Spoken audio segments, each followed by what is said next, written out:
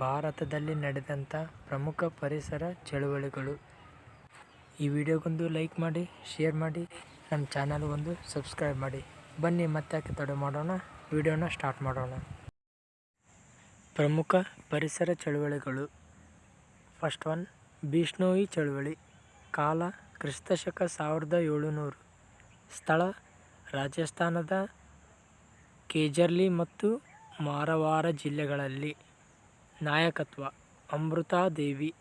ಉದ್ದೇಶ ಆಗಿನ ಕಾಲದಲ್ಲಿ ಅರಮನೆ ನಿರ್ಮಾಣಕ್ಕೆ ರಾಜರ ಸೈನಿಕರು ಕಡಿಯುತ್ತಿದ್ದ ದೈವಿ ವನದ ಸಂರಕ್ಷಣೆಗಾಗಿ. ಎರಡನೇ ಚಳುವಳಿ ಚಿಪ್ಕೋ ಚಳುವಳಿ. ಕಾಲ 1973. ಸ್ಥಳ ಉತ್ತರಾಖಂಡದ ಚಾರ್ಮೋರ್ಲಿ ಮತ್ತು ಮಾರವಾರ ಪ್ರದೇಶ. ನಾಯಕತ್ವ ಸುಂದರ್ಲಾಲ್ ಬಹುಗುಣ, ಚಾಂದಿ ಪ್ರಸಾದ್ ಭಟ್, ಗೋವಿಂದ ಸಿಂಗ್ ರಾವತ್, ಸುದೇಶಾದೇವಿ. ಉದ್ದೇಶ ಅರಣ್ಯ ಗುತ್ತಿಗೆದಾರರಿಂದ ಹಿಮಾಲಯದ ಅರಣ್ಯ ಸಂರಕ್ಷಣೆಗಾಗಿ. ಮೂರನೇ ಚಳುವಳಿ ಸೈಲೆಂಟ್ ವ್ಯಾಲಿ ಚಳುವಳಿ. ಕಾಲ 1978. ಸ್ಥಳ ಕೇರಳ ಪಲಕ್ಕಾಡ ಜಿಲ್ಲೆಯ ಸೈಲೆಂಟ್ ವ್ಯಾಲಿ ನಿತ್ಯ ಹರಿದ್ವರ್ಣ ಕಾಡು. ನಾಯಕತ್ವ ಕೇರಳ ಶಸ್ತ್ರ ಸಾಹಿತ್ಯ ಪರಿಷತ್ ಮತ್ತು ಸುಗಾತಾ ಕುಮಾರಿ.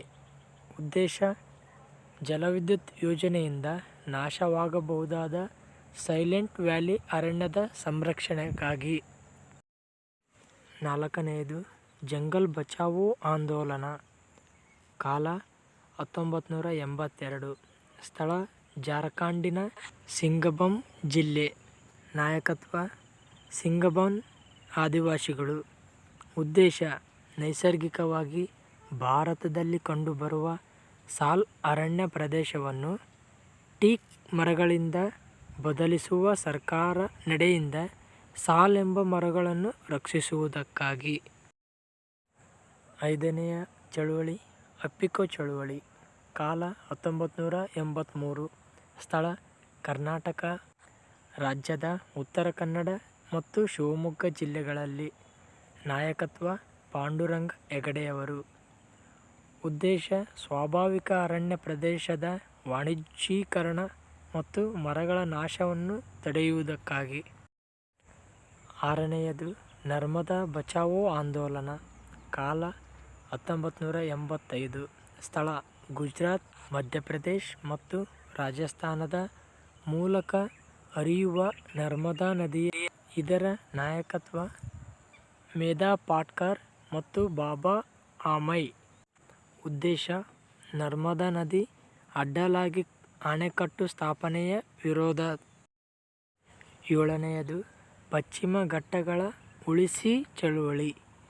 ಕಾಲ 1988. ಸ್ಥಳ ತಾಪಿ ನದಿಯಿಂದ ಕನ್ಯಾಕುಮಾರಿವರೆಗೆ ವಿಸ್ತರಿಸಿರುವ ಪಶ್ಚಿಮ ಘಟ್ಟ. ನಾಯಕತ್ವ ಕೈಲಾಸ ಮಲ್ಹೋತ್ರಾ. ಉದ್ದೇಶ ಪಶ್ಚಿಮ ಘಟ್ಟಗಳ ಸಂರಕ್ಷಣೆಗಾಗಿ. ಎಂಟನೆಯದು ತೈರಿ ಅಣೆಕಟ್ಟು ವಿವಾದ. ಕಾಲ 1980. ಸ್ಥಳ ಉತ್ತರಾಖಂಡ ಭಾಗೀರಥಿ ನದಿಯ ಮೇಲಿನ ತೈರಿ ಅಣೆಕಟ್ಟು. ನಾಯಕತ್ವ ಸುಂದರ್ಲಾಲ್ ಬಹುಗುಣ.